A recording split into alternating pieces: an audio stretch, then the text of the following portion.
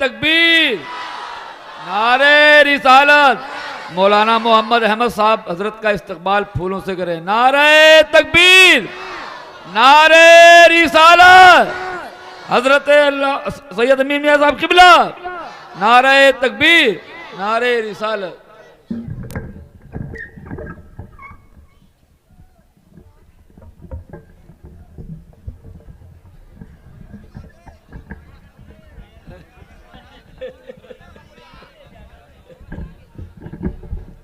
ایک کرسیاں کرا دے،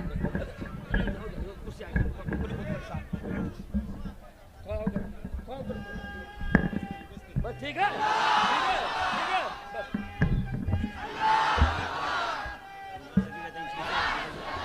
اب کیا ہٹا لیں، میں دیکھوں گا، میں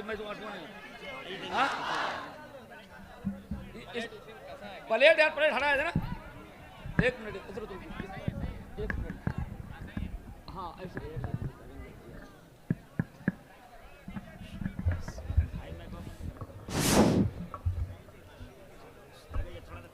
اب کہاں چلے، پیچھے پیچھے لگا رہے ہو،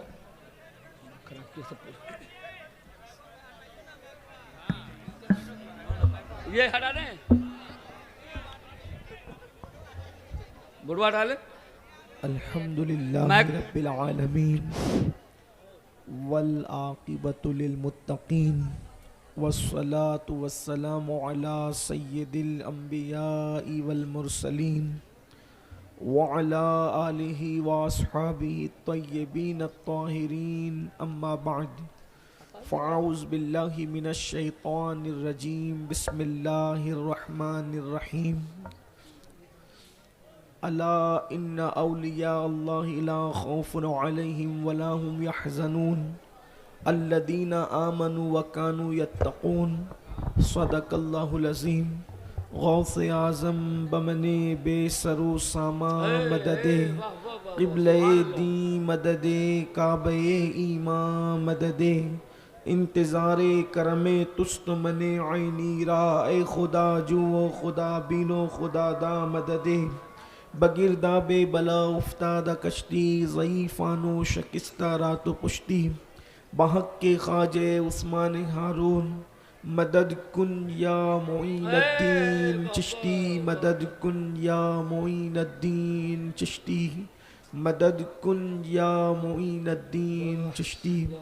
ممبر پر رونق افروز ذوی الاحترام ذوی الاحتشام، باصفا علماء کرام، حاضرین محفل، پردہ نشین ماؤں اور بہنوں، السلام علیکم ورحمۃ اللہ وبرکاتہ۔ وعلیکم السلام ورحمۃ اللہ وبرکاتہ۔ الصلاۃ والسلام علیک یا حبیب اللہ، وعلی آلک واصحابک یا نور اللہ، صلی اللہ تعالی علیہ وسلم۔ جو تیرا طفل ہے کامل ہے یا غوث، جو تیرا طفل ہے کامل ہے یا غوث، طفیلی کا لقب واصل ہے یا غوث، طفیلی کا لقب واصل ہے یا غوث۔ اور اشارے میں کیا جس نے قمر چاک، اشارے میں کیا جس نے قمر چاک، تو اس ماہ کا مہ کامل ہے یا غوث، تو اس ماہ کا مہ کامل ہے یا غوث۔ اور الوہیت ہی ایک احمد نے نہ پائی، الوہیت ہی ایک احمد نے نہ پائی، نبوت ہی سے تو عاطل ہے یا غوث۔ صحابیت پھر تابعیت پھر آگے قادری منزل ہے یا غوث، ہزاروں تابعی سے تو فضوتر، یہ طبقہ مجملاً فاضل ہے یا غوث۔ اور کہا تو نے کہ جو مانگو ملے گا، کہا تو نے کہ جو مانگو ملے گا، رضا تجھ سے تیرا سائل ہے یا غوث۔ اور رضا کا خاتمہ بالخیر ہوگا، تیری رحمت اگر شامل ہے یا غوث۔ آج کی یہ محفل شہنشاہ بغداد، قطب الاقطاب، غوث الاغواث، غیاث الکونین، محبوب ربانی، محبوب سبحانی، سیدنا شیخ عبد القادر جیلانی سرکار غوث پاک رضی اللہ تعالیٰ عنہ کی یاد میں انعقاد پذیر ہے۔ اسی مناسبت سے قرآن مقدس کی آیہ کریمہ کی ایک حصے کی تلاوت کرنے کا شرف حاصل کیا گیا۔ اللہ پاک کی بارگاہ میں دعا ہے کہ میرا اللہ اس کے متعلق مجھے حق کہنے اور آپ تمامی خواتین و حضرات کو حق سن کر اس پر عمل کرنے اور اسے عام کرنے کی توفیق عطا فرمائے۔ اس وقت پوری دنیا کے اندر مسلم امہ دو چیزوں کا شکار ہے، اور اس کا علاج ہم ہر جگہ تلاش کر رہے ہیں، لیکن ہر مرض کا علاج، ہر تکلیف کا علاج، ہر درد کا علاج، ہر مشکل کا علاج میرے اللہ نے قرآن میں بیان فرما دیا ہے۔ دو تکلیفیں سب کو ہے، اگر کوئی مالدار ہے اس کو بھی ہے، اگر کوئی غریب ہے اس کو بھی ہے، اگر کوئی خوبصورت ہے اس کو بھی ہے، کوئی حسن والا نہیں ہے اس کو بھی ہے۔ اسی طریقے سے اولاد والے کو بھی تکلیف، اور جس کو اولاد نہیں ہے اس کو بھی تکلیف۔ وہ دو مسئلے کیا ہیں؟ وہ دو تکلیفیں کیا ہیں؟ نمبر ایک، پوری دنیا خوف کا شکار ہے، لوگ فیئر کا شکار، خوف کا شکار، اور دوسری چیز ہے غم۔ غم نے انسان کی کمر توڑ دی ہے۔ اہل علم کو دیکھیں وہ بھی غموں کے اندر مبتلا ہیں، مالداروں کو دیکھیں وہ بھی غموں کے اندر مبتلا ہیں۔ اسی طریقے سے خوف اور غم نے دنیا کے انسانوں کی زندگی کو تباہ کر دیا ہے، دنیا کے انسانوں کی زندگی کو برباد کر دیا ہے۔ کہیں پر خوف ہے، کہیں پر غم ہے۔ خوف کس کو ہے؟ نعمت جس کے پاس ہے، زوال نعمت کا خوف ہے، اور جس کے پاس نعمت نہیں ہے اس کو نعمت نہ ہونے کا غم ہے۔ مثال کے طور پر اولاد ہو تو خوف اس بات کا ہے کہ کہیں اولاد مر نہ جائے، اولاد بے وفا نہ ہو جائے، اولاد باغی نہ ہو جائے۔ اللہ اکبر۔ اور اگر نہیں ہے تو غم ہے، آخر ہے کیوں نہیں؟ دولت ہے تو خوف ہے کہ کہیں چلی نہ جائے، اور نہیں ہے تو غم ہے کہ دولت ہے کیوں نہیں؟ غرض کہ پوری دنیا خوف اور غم کے ماحول کے اندر زندگی گزار رہی ہے۔ تخت پر بیٹھنے والا ہو یا تختے پر بیٹھنے والا، خوف اور غم کے اندر زندگی گزر رہی ہے۔ نرم نرم گدوں پر انسان نیند کی گولیاں لے کر کے سو رہا ہے، لیکن پھر بھی کروٹیں بدلتا ہے۔ اللہ اکبر۔ انسان کو چین کی نیند نہیں آتی، کسی کو خوف سونے نہیں دیتا، کسی کو غم سونے نہیں دیتا۔ خوف اور غم نے انسان کی زندگی کو تباہ کر دیا، پربہار زندگی کو خزاں کے حوالے کر دیا، مسکراتی ہوئی زندگی کو دردناک کر دیا، مسکراتی ہوئی زندگی کو کربناک کر دیا۔ میرے آقا صلی اللہ علیہ وسلم کے پیارے دیوانوں، چونکہ ہم لوگوں کا گزر بسر اور ہم لوگوں کا آنا جانا مالداروں کے گھروں میں بھی ہے اور غریبوں کے گھروں میں بھی ہے، ہم دیکھ رہے ہیں اور بہت قریب کے ساتھ دیکھ رہے ہیں، خوف اور غم کے درمیان انسان تباہی کے دہانے پر پہنچ گیا ہے۔ ہر انسان چاہتا ہے خوف سے نجات ملے۔ مثال کے طور پر نجی زندگی کے اندر بھی خوف ہے، گھروں کے اندر بھی خوف ہے، قبیلوں کے اندر بھی خوف ہے، خطے کے اندر بھی خوف ہے، اور غم کا بھی یہی حال ہے۔ اللہ اکبر۔ حکمرانوں کا بھی لوگوں کو خوف ہے اور حکومتوں کا بھی لوگوں کو غم ہے۔ اب مجھے بتاؤ یہ دو چیزوں کا علاج کیا ہے؟ ان دو چیزوں سے نجات کیسے ملے؟ آخر کریں گے کیا؟ جس کی بنیاد پر خوف بھی چلا جائے اور غم بھی چلا جائے۔ میرے پیارے آقا علیہ الصلوۃ و تسلیم کے پیارے دیوانوں، اللہ اکبر، یاد رکھنا ان دو چیزوں کے خاتمے کے لیے قرآن نے دو چیزوں کا تذکرہ کیا ہے۔ اور آپ دیکھیں تو صحیح، زمین کی پشت پر، آسمان کے سائبان کے نیچے اللہ کے کچھ ایسے بھی بندے ہیں نہ جن کو خوف ہے نہ جن کو غم ہے۔ اللہ اکبر۔ وہ کون لوگ ہیں؟ وہ اللہ کے دوست ہیں، وہ رحمان کے دوست ہیں، وہ اللہ کے ولی ہیں۔ حکومتوں کا آنا جانا ان کو خوف میں مبتلا نہیں کرتا، نعمتوں کا عروج و زوال ان کو غموں میں مبتلا نہیں کرتا۔ وہ پیون کا لباس پہنے ہوں تب بھی وہ غمگین نہیں ہوتے، روزانہ نیا کپڑا پہنے تب بھی وہ غمگین نہیں ہوتے، ان کو اولاد ہو تو بھی غمگین نہیں ہوتے، ان کو اولاد نہ ہو وہ تب بھی غمگین نہیں ہوتے، ان کو کھانا ملے ملے تب بھی وہ غمگین نہیں ہوتے, انہیں کھانا نہ ملے تب بھی وہ غمگین نہیں ہوتے, وہ فاقے کی حالت میں ہو تو بھی چہرہ گلاب کی طرح کھلا ہوتا ہے, اور اگر پیٹ بھرا ہوا ہو تب بھی چہرے پہ تبسم کھیل رہی ہوتی ہے. آخر ان کے پاس وہ کون سی چیز ہے جو ہمارے پاس موجود نہیں؟ بہت تمہید میں لمبا وقت آپ کا نہیں لینا چاہتا, بہت وقت ہو چکا ہے, کافی دیر سے آپ سر شام سے سن رہے ہیں, میں مختصر میں اپنی گفتگو کو مکمل کر دوں گا. دیکھو دو چیزوں کا علاج ہے, ایک خوف اور غم کا علاج. ڈھونڈے کہاں؟ تو قرآن اللہ کے دوستوں کے بارے میں کہتا ہے, الا ان اولیاء اللہ لا خوف علیہم ولا هم یحزنون, آگاہ ہو جاؤ بے شک جو اللہ کے دوست ہیں ان کو نہ خوف ہے نہ غم ہے. کیوں نہیں ہے؟ قرآن دو چیزوں کا تذکرہ کرتا ہے. ان کو خوف اور غم کیوں نہیں ہے؟ دو چیزوں کا تذکرہ. الذین آمنوا, کہ ان کے پاس ایمان ہے, وَكَانُوا يَتَّقُونَ, اور وہ اللہ سے ڈرنے والے ہیں.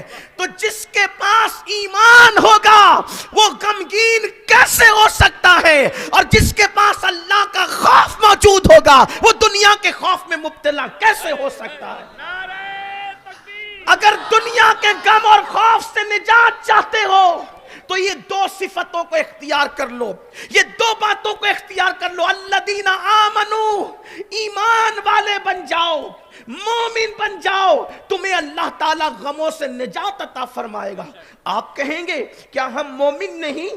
یقیناً میں کوئی فتویٰ لگانے والا مفتی تو نہیں, میں فقیر بے نوا ہوں, لیکن اتنا ضرور کہوں گا آپ کا دل سب سے بڑا مفتی ہے.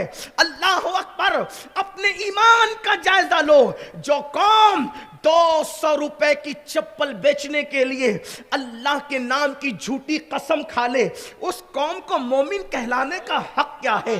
جو قوم سبزی بیچتے ہوئے کسی کو دھوکہ دی اللہ کے نام پر, اس قوم کو مومن کہلانے کا حق کیا ہے؟ اللہ اکبر. جو کلمہ بھی پڑھتے ہو اور جن کے گھر میں معبودان باطل کے حوالے سے فلموں میں تعریف کے اشعار بھی گنگنائے جاتے ہوں, اس قوم کو مومن کہلانے کا حق کیا ہے؟ اللہ اکبر. جس قوم کی حالت یہ ہو کہ 3 گھنٹے سنیما کے لیے وقت تو نکال سکتے ہو لیکن اللہ کی عبادت کے لیے 10 منٹ کا ٹائم نہیں نکال سکتے, اس قوم کو مومن کہلانے کا حق کیا ہے؟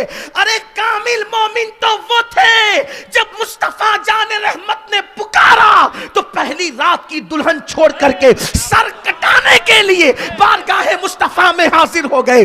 وہ پہلی رات کی دلہن چھوڑ کر کے سر کٹانے کے لیے آتے ہیں. نبی کے فرمان پر ہم سر جھکانے کے لیے فجر کی نیند قربان کرنے کے لیے تیار نہیں ہے. مجھے بتاؤ, مومن ہونے کا دعویٰ بھی ہے اور مسجدوں کو ویران بھی کر رکھا ہے, مومن ہونے کا دعویٰ بھی ہے اور جھوٹی قسمیں بھی کھائی جا رہی ہے, مومن ہونے کا دعویٰ بھی ہے, ہاتھوں میں شراب کے پیالے بھی ہیں, مومن ہونے کا دعویٰ بھی ہے, زنا کے اڈوں کی آبادی بھی ہے, مومن ہونے کا دعویٰ بھی ہے, سود کے لقمے بھی کھائے جا رہے ہیں, مومن ہونے کا دعویٰ بھی ہے. اللہ اکبر. زبان سے جھوٹ بھی بولا جا رہا ہے, کسی کو دھوکہ بھی دیا جا رہا ہے. اللہ اکبر. لیکن یاد رکھنا, میں آپ کے ایمان کا انکار کرنے نہیں آیا, مجھے کیا حق بنتا ہے, لیکن اتنا ضرور کہوں گا, مسلمانوں ذرا سوچو تو صحیح, ایک مومن کی پہچان کیا تھی اور ہمارا حال کیا ہو گیا. اللہ کے حبیب علیہ الصلوۃ والتسلیم نے فرمایا, تم میں کا کوئی اس وقت تک کہ کامل مومن نہیں ہو سکتا جو چیز اپنے لیے پسند کرتا ہے وہی اپنے مومن بھائی کے لیے پسند نہ کرے. اس وقت تک کہ تم کامل مومن نہیں ہو سکتے. غمگین کیوں ہو, غموں میں ڈوبے ہوئے کیوں ہو؟ اس لیے کہ وہ ایمان کی معراج ہمیں نصیب نہیں, وہ حسن ایمان ہمیں نصیب نہیں. شریعت مطہرہ کی اصطلاح میں تو ہم مومن ہیں, لیکن حسن ایمان کے حوالے سے, تکمیل ایمان کے حوالے سے معراج ایمان کے حوالے سے ہمارے اندر کتنی خامیاں ہیں. مجھے بتاؤ، اپنے دل کا جائزہ لو. کیا ہم جو اپنے لیے پسند کرتے ہیں وہی اپنے مومن بھائی کے لیے بھی پسند کرتے ہیں؟ مجھے بتاؤ تو صحیح. اللہ اکبر. ہم چاہتے ہیں کہ میں پیٹ بھر کر کے کھا لوں اور ہمارا بھائی بھوکا کے بھوکا پڑا رہے، بلکہ مسلمانوں کی خود غرضی کا حال یہ ہے. دیکھو، وہ ایمان والے جو غموں سے آزاد تھے اور ہم ایمان والے جو غموں میں مبتلا ہیں، دونوں میں فرق کیا ہے؟ دونوں میں فرق کیا ہے؟ وہ ایمان والے کیسے تھے؟ توجہ کرنا، صرف اشارہ دینا چاہتا ہوں، کوئی لمبی چوڑی بات نہیں. ایک ایمان والا جنگ کے موقع پہ زخمی ہو کے زمین پہ گرتا ہے اور آواز دیتا ہے العطش العطش، پیاس پیاس. ایک زخمی کے دل سے جا کر کے پوچھو کہ پانی کی پیاس کی شدت کیا ہوتی ہے. آواز لگائی العطش العطش. ننھی سی بچی اس مجاہد کے منہ کے قریب مشکیزہ کرتی ہے اور چند قطرے اس کے حلق کے نیچے اترے تو شاید زندگی اور موت کے درمیان کھیلنے والا وہ انسان زندگی کی بازی جیت جائے. جیسے ہی مشکیزے کا منہ اس کے قریب لگتا ہے، دوسرا مسلمان زمین پہ گر کے کہتا ہے العطش العطش. یہ مسلمان اپنا منہ پھیر کر ادھر اشارہ کر کے اس بچی کو کہتا ہے بیٹی، مجھ سے زیادہ ضرورت میرے اس بھائی کو ہے، جا پہلے اس کو پانی پلا دے. آپ سے میں پوچھنا چاہتا ہوں، حالات کا رونا رونے والوں، کیا یہ جذبات ہمارے دلوں کے اندر موجود ہے؟ کیا یہ کیفیت ہمارے دلوں میں موجود ہے؟ آج مسلمانوں کی خود غرضی کا عالم یہ ہے، اگر دو مسلمان ایک برتن میں کھانا کھا رہے ہوں اور بوٹی ایک ہو، اس مسلمان کی نظر چکی تو یہ اس کے آگے کی بوٹی اپنے آگے کھینچ لیتا ہے. یہ مسلمانوں کی خود غرضی کا عالم ہے. وہ قوم کس طریقے سے حسن ایمان کا مقام پا سکتی ہے، معراج ایمان کی منزل حاصل کر سکتی ہے، جس قوم میں خود غرضی کا حال یہاں تک ہو. سگے بھائی کے یہاں اگر بیٹے ہی بیٹے پیدا ہو تو دوسرے سگے بھائی کو تکلیف ہوتی کہ اس کے یہاں بیٹے کیسے پیدا ہو. جو خود کے دودھ شریک بھائی، جو ایک ماں کے پیٹ سے دو بھائی پیدا ہو، جب اس کی خوشی یہ بھائی نہیں دیکھ سکتا تو دوسرے مسلمانوں کی خوشی کیا دیکھ سکتا ہے؟ ایمان، الذین آمنو، پہلے ایمان لاؤ، پہلے مومن بنو، کامل مومن بنو. اگر غموں سے نکلنا ہے تو کامل مومن بنو. غرور، گھمنڈ، تکبر ہمیں اپنی ذات کے کنویں سے نکلنے ہی نہیں دیتا. جبکہ سرکار غوث اعظم رضی اللہ تعالیٰ عنہ فرماتے ہیں، میں نے پوچھا اللہ سے، اللہ تو کہاں ہے، میں تجھے کہاں تلاش کروں؟ تو مجھ سے فرمایا عبد القادر، میرے غریب اور کمزور بندوں کے درمیان ڈھونڈ، میری رحمت کو تو وہیں پر پا لے گا. آج تو غریبوں کے پسینے سے ہمیں بدبو آتی ہے. اگر بھائی بھی غریب ہو تو بحیثیت بھائی اس کا تعارف کرانے میں ہمیں شرم آتی ہے. صلہ رحمی کہاں چلی گئی؟ الذین آمنوا وکانوا یتقون. ایمان لاؤ. ایمان کا مختصر تعارف یہ کرایا جا سکتا ہے کہ مصطفیٰ جان رحمت صلی اللہ علیہ وآلہ وسلم جو کچھ لے کر آئے اللہ کی طرف سے، زبان سے اس کا اقرار کرنا اور دل سے اس کی تصدیق کرنا، اس کا نام ایمان ہے. اب ذرا آگے بات چلے گی تو میں عرض کروں گا کہ ہم کتنے بڑے مومن ہیں، اس پر آگے گفتگو ہوگی. پھر قرآن کیا کہتا ہے؟ جب تم مومن ہو گئے، ایمان والے ہو گئے، جو ایمان کے تقاضے ہیں. کیا تقاضے ایمان کے؟ ایمان کے تقاضے کیا ہیں؟ مومن کی شان یہ ہے کہ مومن راستے میں تکلیف دینے والی چیز کو پڑے رہنا بھی پسند نہیں کرتا. ایک مرتبہ دیکھو مومنوں کی پہچان کیا تھی ایک دور میں. آج ابھی مولانا پڑھ رہے تھے کہ ہمیں نکالنے کی کوشش کی جا رہی ہے. میں کہتا ہوں کہ جو قوم اپنے بھائی کا اچھا نہ دیکھ سکے، پھر اس قوم کے اچھے دن کیسے آ سکتے؟ لیڈروں کی غلامی تھوڑی اچھے دن لاتی ہے، مصطفیٰ جان رحمت کی غلامی اچھے دن لاتی ہے۔ کی محمد سے وفا تو نے تو ہم تیرے ہیں، یہ جہاں چیز ہے کیا لوح و قلم تیرے۔ جب سے تم نے لیڈروں پر اعتماد کرنا شروع کیا، سیاستدانوں پہ اعتماد کرنا شروع کیا، تمہاری لٹیاں ڈوب گئی۔ نکلو ان کے خال سے اور آؤ اس کے قدموں میں جس کے قدموں میں پتھر بھی پہنچتے ہیں تو معراج پا جایا کرتے ہیں۔ اس نبی کے قدموں کی طرف آؤ، مصطفیٰ جان رحمت کے قدموں کی طرف آؤ۔ مسلمانوں کی پہچان کیا تھی؟ اللہ اکبر، یہودیوں کا ایک قافلہ ایک راستے سے گزرتا ہے تو ایک پتھر کو پڑا دیکھ کر آپس میں باتیں کرتے ہیں، شاید یہاں سے کسی مسلمان کا گزر نہیں ہوا، اس لیے کہ اگر یہاں سے مسلمان گزرتا تو یہ پتھر یہاں پڑا ہوا نظر نہ آتا، کیونکہ ان کے نبی کا فرمان ہے رستے سے تکلیف دینے والی چیز کو ہٹا دینا ایمان کے شعبوں میں سے ایک شعبہ ہے، ایمان کی شاخوں میں سے ایک شاخ ہے۔ آپ مجھے بتاؤ، جو قوم رستے میں پتھر کو پڑا نہ رہنے دے، وہ قوم کسی کے راستے میں کانٹے بچھانا کب گوارا کرے گی؟ وہ قوم کسی کے آگے رکاوٹیں پیدا کرنا کب گوارا کرے گی؟ آپ سوچو تو صحیح، ایمان ہمیں کہاں لے جا رہا تھا اور ہم کس دلدل کے اندر ڈوبے ہوئے ہیں۔ اگر بات اسی پر ہو تو بہت بات ہو سکتی ہے، لیکن پھر قرآن ایمان کے بعد کی آگے کی منزل بیان کرتا ہے، الذین آمنوا وکانوا یتقون، اور وہ خشیت والے لوگ ہیں، وہ تقوی والے لوگ ہیں، وہ اللہ سے ڈرنے والے لوگ ہیں۔ یعنی اگر دل سے لوگوں کا خوف نکالنا ہے تو اللہ سے ڈرو، اپنے دل میں اللہ کی خشیت پیدا کرو، اللہ کا خوف پیدا کرو، اور یاد رکھنا جو جتنا اللہ سے ڈرتا ہے اس کو اتنا اللہ کا قرب نصیب ہوتا ہے، جو جتنا اللہ سے ڈرتا ہے وہ اتنا اللہ کا مقرب بنتا ہے، جو جتنا اللہ سے ڈرتا ہے وہ اتنا زیادہ اللہ کے نزدیک عزت والا ہوتا ہے۔ ڈرپوک لوگوں کی عزت جاتی ہے، اپنے جیسے لوگوں سے ڈرو گے تو دنیا میں ذلیل ہو جاؤ گے، اور اللہ سے ڈرو گے تو دنیا میں عزت والے کہلاؤ گے۔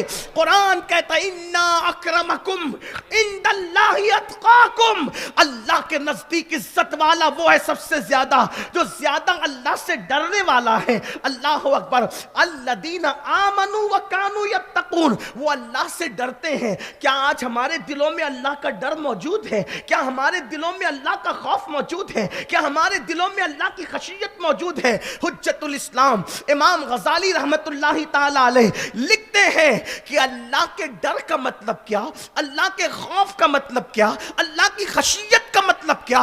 اللہ کے ڈر کا مطلب یہ ہے جس چیز سے تجھے اللہ نے روک دیا اس جگہ پر تو نظر نہ آئے، اور جس کام کے کرنے کا حکم دیا اس مقام سے اللہ تجھے غیر حاضر نہ پائے، یہ اللہ سے ڈرنے کا مطلب ہے۔ لیکن اللہ اکبر، ہم کہاں کہاں نظر آتے ہیں؟ اللہ اکبر، قرآن کہتا ہے ہوا معکم اینما کنتم، تم جہاں کہیں ہو اللہ تمہارے ساتھ ہے۔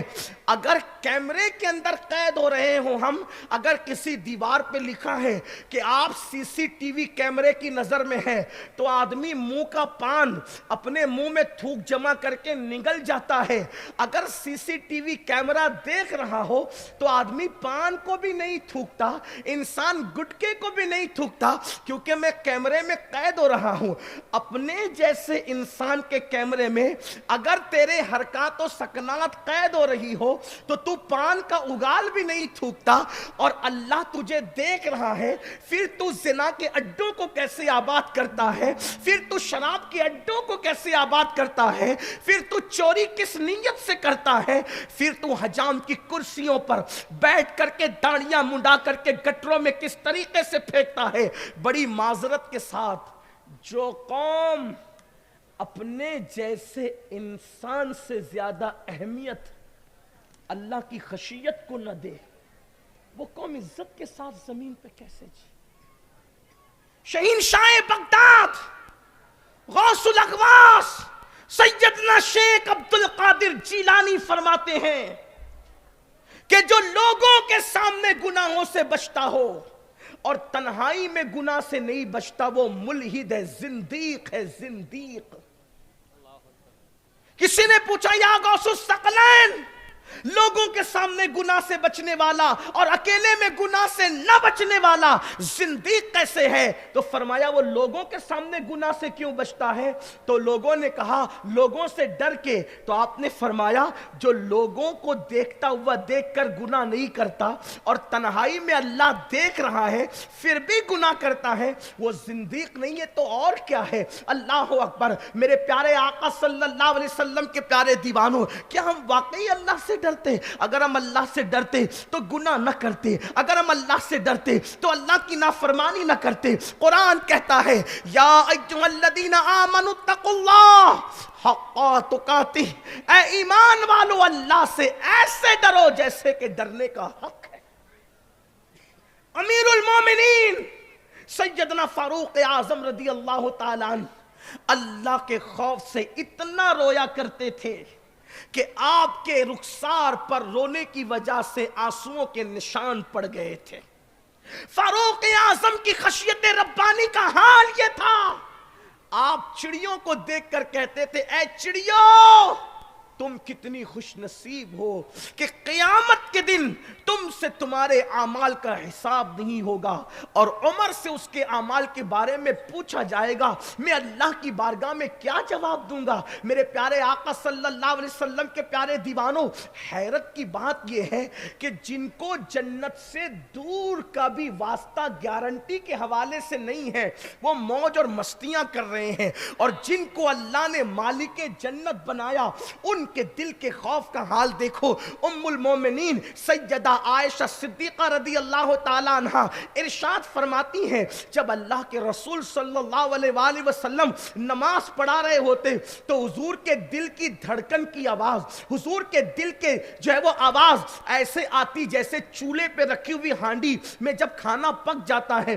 سالن پک جاتا ہے تو کیسے کھٹ کھٹ کی آواز آتی ہے پکی ہوئی ہانڈی سے، ویسے حضور کے سینے سے ہم مخصوص قسم کی آواز سنتے تھے جب اللہ کے رسول عبادت کر رہے ہوتے تھے۔ ایک دن میں نے پوچھا یا رسول اللہ صلی اللہ علیہ وآلہ وسلم، میرے ماں باپ آپ پہ قربان، آقا یہ جب آپ عبادت کر رہے ہوتے ہیں تو اس وقت آپ کے سینے سے یہ جو آواز آتی ہے یہ آواز کس چیز کی ہوتی ہے؟ تو میرے آقا نے فرمایا عائشہ کیا تمہیں پتا نہیں میں کس قادر و قیوم کی بارگاہ میں کھڑے رہتا ہوں؟ میرے اللہ کے خوف کی وجہ سے میرے سینے سے آواز نکلتی ہے، مجھے بتاؤ جس کو مالک جنت بنایا، جس کو شافع یوم النشور بنایا، جس کو اپنا محبوب بنایا، جس کو مقام محمود کا وعدہ کیا گیا، جس کے لیے اپنی عرش پہ بٹھانے کا وعدہ کیا گیا، جس کو اپنی کرسی پہ بٹھانے کا وعدہ کیا گیا، اس رسول کے سینے سے تو اللہ کے خوف کی وجہ سے جو ہے وہ آواز نکل رہی ہے، حضور کی آنکھوں سے آنسو نکل رہے ہیں۔ کیا کبھی ہم بھی اللہ کے خوف سے روئے ہیں؟ میرے آقا صلی اللہ علیہ وسلم کے دیوانوں، ہمارے اسلاف نیکیاں کر کے بھی اللہ سے ڈرتے تھے اور ہم گناہ کر کے بھی اللہ سے نہیں ڈرتے۔ اللہ اکبر، یہ گناہوں کا حال ہی تو ہے۔ کچھ لوگ ایسا بھی کہتے ہیں مولانا میں گناہ کرتا ہوں لیکن اللہ مجھے عذاب نہیں دیتا، مجھ پہ عذاب نہیں ہوتا۔ بنی اسرائیل کا ایک شخص گناہوں پر بڑا دلیر تھا، گناہوں پر بہت زیادہ بے باک تھا۔ ایک دن اس نے لوگوں سے کہا کہ دیکھو میں کتنے پاپ کرتا ہوں، میں کتنے گناہ کرتا ہوں لیکن اللہ مجھے عذاب نہیں دیتا، اللہ میری پکڑ نہیں کرتا۔ اللہ اکبر، اس دور کے نبی پر اللہ نے وحی نازل کی، اس بدبخت سے جا کر پوچھو کیا کبھی اس کو میری عبادت کی توفیق ہوئی؟ کیا کبھی اس کو میری محبت میں رونا نصیب ہوا؟ کیا کبھی اس کے دل کے اندر اس نے نرمی محسوس کی جب وہ نبی جا کر کے کہتے ہیں کہ تم کہتے ہو کہ تم اللہ کی نافرمانی کر رہے ہو، تم گناہ پہ گناہ کر رہے ہو لیکن اللہ تم پر عذاب نازل نہیں کرتا، تو اللہ تم سے پوچھتا ہے کیا کبھی تمہیں عبادت کی توفیق ہوئی؟ کیا کبھی تمہیں اللہ کے لیے رونا نصیب ہوا؟ کیا کبھی تمہارا دل تم نے نرم محسوس کیا؟ اس نے کہا یہ تینوں چیزوں تو میں محسوس نہیں نہیں کرتا, یہ تینوں چیزیں تو میں محسوس نہیں کرتا. تو اس وقت کے نبی نے کہا بدبخت, اس سے بڑھ کر اللہ کا عذاب کیا ہوگا کہ اللہ جب کسی سے ناراض ہوتا ہے تو اس سے دولت چھینے یہ ضروری نہیں, اس سے نرم گدے چھینے یہ ضروری نہیں, اس سے روٹی چھینے یہ ضروری نہیں. اللہ جس سے ناراض ہوتا ہے اس سے لقمہ نہیں چھینتا, اس سے دولت نہیں چھینتا. جس سے اللہ ناراض ہوتا ہے اس سے اپنی عبادت کی توفیق چھین لیتا ہے. اللہ جس سے ناراض ہوتا ہے اس کو اپنی محبت میں رونا نصیب نہیں کرتا. خوش نصیب ہے وہ آنکھیں جو اللہ کی محبت میں بہتی ہیں, جو اللہ کی خشیت میں بہتی ہے. میرے آقا مصطفیٰ جان رحمت صلی اللہ علیہ وآلہ وسلم فرماتے ہیں اگر مکھی کے سر کے برابر اللہ کے خوف کی وجہ سے کسی کی آنکھ سے آنسو نکل آئے, اللہ اس کے وجود پر جہنم کی آگ کو حرام کر دیتا ہے. دوستوں کی جدائی میں رونے والوں, پیسوں کے گم ہونے پہ رونے والوں, ہیرو ہیروائن کی جدائی کے مناظر سیریل میں دیکھ کر رونے والوں, ایموشنل اور جذباتی مناظر فلموں میں دیکھ کر رونے والوں, کیا کبھی جہنم کی آگ کا تصور کر کے بھی رونا آیا؟ کیا کبھی اللہ کے عذاب کا تصور کر کے بھی رونا آیا؟ کیا کبھی اللہ کی نعمتوں کو یاد کر کے بھی رونا آیا؟ اگر رونا نہیں آتا اور ہمارے دل سخت ہو گئے اور پتھر سے زیادہ سخت ہو گئے, اور کیا کہہ سکتے؟ جو اللہ کے لیے نہ روئے اس کے دل پتھر سے زیادہ سخت ہو گئے. ورنہ قرآن سے پوچھو یہ پتھروں سے پانی کیوں نکلتے ہیں؟ یہ جو پتھر سے پانی نکلتے ہیں یہ اللہ کے خوف سے پتھر روتے ہیں, ان کے آنسوؤں کو تم پانی کہتے ہیں. یہ پتھر پڑے پڑے خود بخود ٹوٹ جاتے ہیں, حادثہ نہیں ہے. اللہ کا خوف پتھروں پہ غالب آتا ہے تو پتھر دو حصوں میں تقسیم ہو جاتے ہیں. یہ اس اونچائی سے پتھر لڑک کر زمین پر کیوں آتے ہیں؟ لوگ کہتے ہیں کیوں آتے ہیں؟ حادثہ. حادثہ نہیں, جب پتھر پر اللہ کا خوف غالب آتا ہے تو پتھر اونچائی سے لڑک کر کے نیچے آتا ہے. پتھر اللہ کے خوف سے لڑکے, پتھر اللہ کے خوف سے روئے, پتھر اللہ کے خوف سے دو ٹکڑے ہو جائے. اور اے ابن آدم تجھے کیا ہوا؟ اے آدم کے بیٹے تجھے کیا ہوا؟ اے حضرت انسان تجھے کیا ہوا؟ تو بچوں کی موت پہ روتا ہے, تو دولت کے گم ہو جانے پہ روتا ہے. کیا کبھی تو عبادت کے چھوٹ جانے پر بھی رویا؟ کیا کبھی تو فجر کی نماز جانے پر بھی رویا؟ کیا کبھی تو جماعت چھوٹ جانے پر بھی رویا؟ کیا تو کبھی اپنے اعمال کو یاد کر کے بھی رویا؟ اور سن لو, مجرموں کے لیے مستہ ہے رونا. کتنی بڑی فضیلت کی بات ہے. مصطفیٰ جان رحمت سے ام المومنین سیدہ عائشہ صدیقہ نے پوچھا یا رسول اللہ, کیا آپ کی امت کا کوئی بندہ بے حساب جنت میں جا سکتا ہے گنہگار ہونے کے باوجود؟ تو میرے آقا نے فرمایا, میرے کریم آقا نے فرمایا. کس آقا نے؟ وہ تو نہایت, میرے امام کہتے وہ تو نہایت سستا سودا بیچ رہے ہیں جنت کا, ہم مفلس کیا مول چکائیں, اپنا ہاتھ ہی خالی ہے. ام المومنین نے پوچھا آقا کیا کوئی مجرم ہو کر, کوئی گنہگار ہو کر, کوئی سیاہکار ہو کر بے حساب جنت میں جا سکتا ہے؟ اس لیے کہ اخیار کو, ابرار کو, نیک لوگوں کو بے حساب جنت میں جانے کی بشارت تو ہے, لیکن ام المومنین پر, ہم سب کی اماں جان سیدہ عائشہ صدیقہ پر اللہ رحمت نازل فرمائے, ام المومنین پوچھتی ہے کہ مجرم, گنہگار, پاپی کیا کوئی بے حساب جنت میں جا سکتا ہے؟ آقا فرماتے ہیں عائشہ ہاں, جو تنہائی میں اپنے گناہوں کو یاد کر کے اللہ کے خوف سے روتا ہے اللہ اس کو بے حساب جنت میں داخل فرمائے گا. اللہ اس کو بے حساب جنت عطا فرمائے گا. آؤ اللہ سے ڈرو, اگر دنیا کے خوف سے نکلنا ہے تو اللہ سے ڈرو. اور سن لو, نماز کو چھوڑ کر خوف خدا کا وعدہ کرنا یا خوف خدا کی بات کرنا ایسے ہی ہے جیسے کسی شریف کنواری سے بچے کا مطالبہ کرنا. میں بانج کی بات نہیں کر رہا ہوں, شریف کنواری کی بات کر رہا ہوں. جیسے شریف کنواری نکاح سے پہلے بچہ نہیں دے سکتی, ویسے نماز کو چھوڑنے والا اللہ کے خوف کی بات کیا کرے گا؟ اس لیے کہ جو اللہ کی بارگاہ سے غیر حاضر ہو, اللہ اکبر, جانتے آج نماز چھوڑ کر ہمارے ماتھے پر شکن تک نہیں آتی، جبکہ صحابہ کا فتویٰ ہے، صحابہ کرام فرماتے ہیں کہ رسول اللہ کے دور میں جو نماز پڑھتا تھا ہم اس کو مسلمان سمجھتے تھے، اور جو نماز نہیں پڑھتا تھا ہم اس کو مسلمان نہیں سمجھتے تھے۔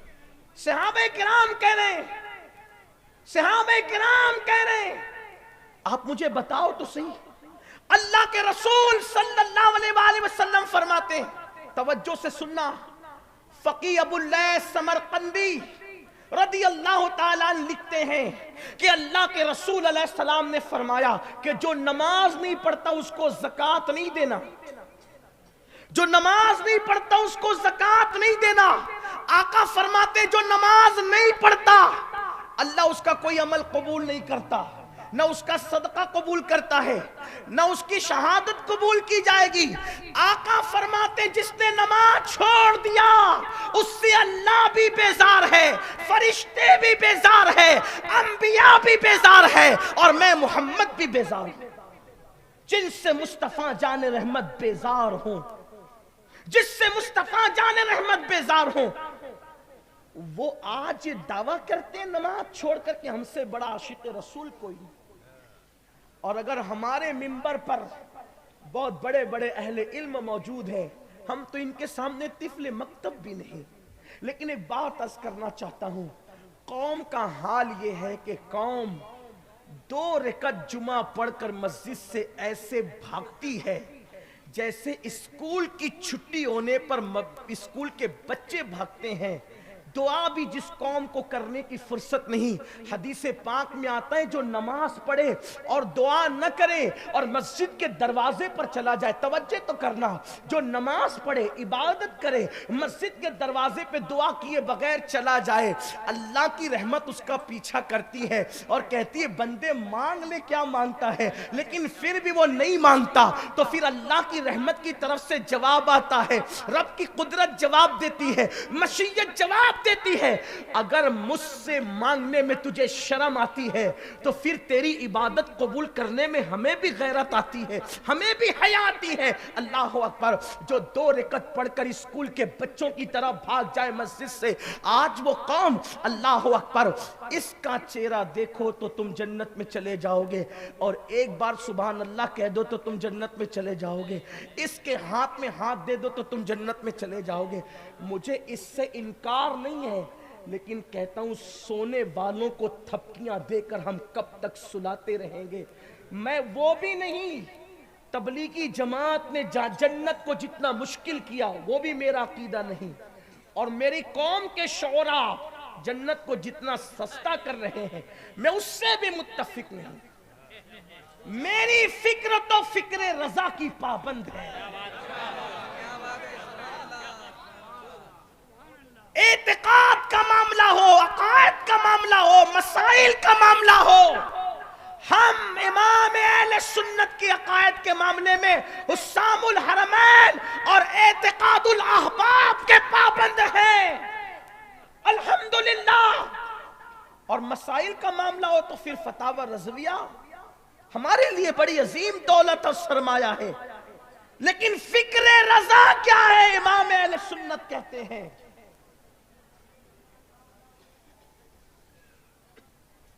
صدقہ پیارے کی حیا کا نہ لے مجھ سے حساب۔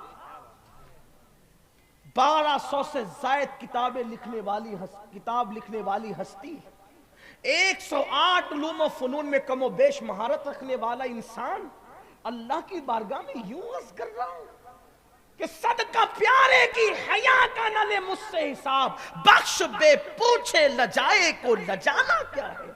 اور کہتے کریم اپنے کرم کا صدقہ، لعیم بے قدر کو نہ شرما، تو اور رضا سے حساب لینا، رضا بھی کوئی حساب میں ہے۔ اور یہاں جمعہ کی 2 رکعت کے بعد غرور ہے، ہم جنت میں نہ جائیں گے تو کون جائے گا؟ بلکہ بعض بدبخت تو یہ کہتے ہیں کہ اللہ ہم جنت میں نہ جائیں گے تو تیری جنت ویران نظر آئے گی۔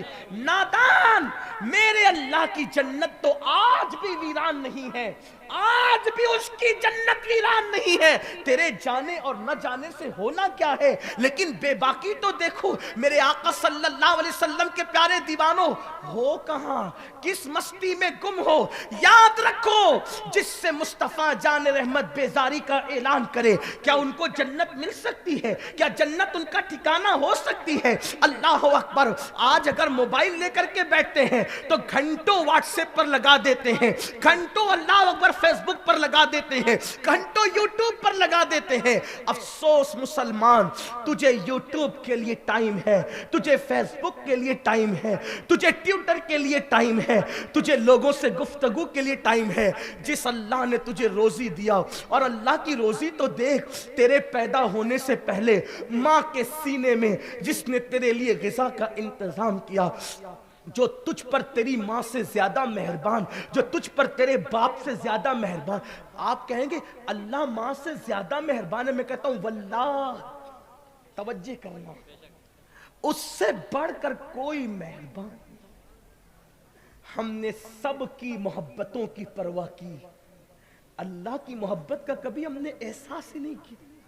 آپ کی توجہ ہے, میری مائیں اور بہنیں بھی موجود ہیں جو خود ماں ہیں. اگر ماں, توجہ کر, میری قوم کے جوانوں توجہ کرنا, اگر ماں اپنے بچے کو گناہ کرتے دیکھتی ہے تو وہ کم سے کم اپنے شوہر کو ضرور بتاتی ہے, کم سے کم. ماں مشفق ہے نا, اور بھائیوں کو نہیں بتائے گی, اس کے بہنوں کو نہیں بتائے گی, لیکن اپنے شوہر کو ضرور بتائے, اپنی ماں کو بتائے گی, اپنے باپ کو. مجھے بتاؤ, ہم کروڑوں گناہ کرتے ہیں, کیا کبھی میرے اللہ نے ہمارے گناہوں کو ظاہر کیا؟ سچ کہنا, ایمان والو اپنے دلوں پہ ہاتھ رکھ کے کہنا, اگر میرا اللہ ہمارے جرموں کو ظاہر کر دے تو نہ میں یہاں بیٹھنے کے قابل ہوتا, نہ آپ یہاں بیٹھنے کے قابل ہوتا, عزت کے ساتھ زمین پہ جینے کے لیے کے قابل نہیں ہوتے, سر اٹھا کر کے گلیوں میں چلنے کے قابل نہیں ہوتے. مجھے بتاؤ, اپنے موبائل کے اندر جو تم مشکل پاسورڈ رکھتے ہو, بیوی سے چھپانے کے لیے, بچوں سے چھپانے کے لیے. میں نے ایک نوجوان کو دیکھا, وہ اپنے باپ سے بات نہیں کرتا تھا, توجہ کیجیے, ایک جوان کو دیکھا وہ اپنے باپ سے بات بند کیے ہوئے تھا. اس کے باپ نے مجھ سے کہا کہ سید صاحب دیکھیے میرے بیٹے نے مجھ سے بات بند کر دی, اگر آپ سمجھائیں گے تو آپ کی بہت عزت کرتا ہے, آپ کی بات مان لے گا اور میری اور اس کی بات شروع ہو جائے گی. میں نے کہا باپ کی فضیلت بتاتے ہوئے, باپ کا مقام بتاتے ہوئے, میں نے کہا کیوں اپنے باپ سے تو نے بات بند کر رکھی ہے؟ تو کہتا ہے کہ میں حضرت کیسے اب ان سے بات کروں, میں نے بڑھاپے میں ایک اجنبی عورت کے ساتھ ان کو غلط حرکت کرتے دیکھا, اس دن سے میرے باپ کے لیے میرے دل سے محبت اور عزت ختم ہو گئی.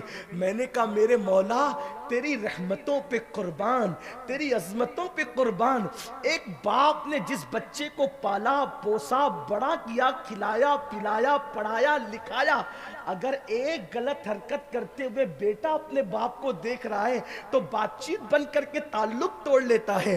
مولا تو روزانہ کروڑوں پاپ کرتے ہوئے ہمیں دیکھتا ہے, لیکن تیری ربوبیت کا رشتہ تیرے بندوں سے نہیں توڑتا. تو روزی بھی دیتا ہے, تو نعمتیں بھی دیتا ہے, تو عزت بھی دیتا ہے, تو کرم بھی کرتا ہے. مومنو اپنے اللہ کے پیار کا احساس تو کرو, سب سے پیار کے لیے ٹائم نکالتے ہو.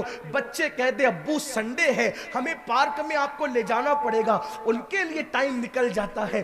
بیوی کہے میرے ساتھ آپ کو فلاں مقام پر چلنا ہے, ان کے لیے ٹائم نکل جاتا ہے. میرے عزیز تو اپنے اللہ کے لیے کب ٹائم نکالے گا؟ اور سن, اگر تو نے ٹائم نہ نکالا نا, ایک دن وہ آئے گا, اللہ کی رحمتیں تجھ سے روٹ جائے گی, اللہ تجھے کائنات میں ذلیل کر دے گا, اللہ تجھے رسوا کر دے گا. نمازوں کو چھوڑنے والے میرے جوان, کتنی بڑی بات ہے کہ اللہ تجھ سے بیزار ہے, اللہ کے فرشتے تجھ سے بیزار ہے, اللہ کے ملائکہ تجھ سے بیزار ہے, اللہ کے انبیاء تجھ سے بیزار ہے. حتیٰ کہ جس رسول کی شفاعت سے تو نے جنت میں جانا ہے وہ مصطفیٰ جان رحمت تجھ سے بیزار ہے. اور سنو, اللہ کے رسول علیہ السلام حضرت سیدنا ابو ہریرہ سے کہتے ہیں, ابو ہریرہ بے نمازی کی صحبت میں مت بیٹھا کرو.